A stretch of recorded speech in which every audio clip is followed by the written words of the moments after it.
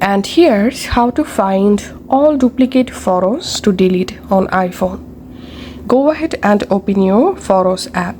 Now scroll down and go to Utilities section.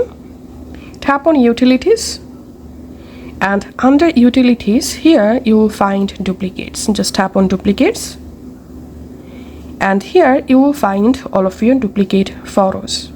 Now all you have to need, you can merge duplicate photos one by one by tapping on Merge next to Duplicate Photos. Tap on Merge Items, and that's how your duplicate photos will be merged. And to merge all of them at once, tap on Select all, and tap on Merge, and that's how you will be able to delete or merge all duplicate photos in iPhone. Thanks for watching.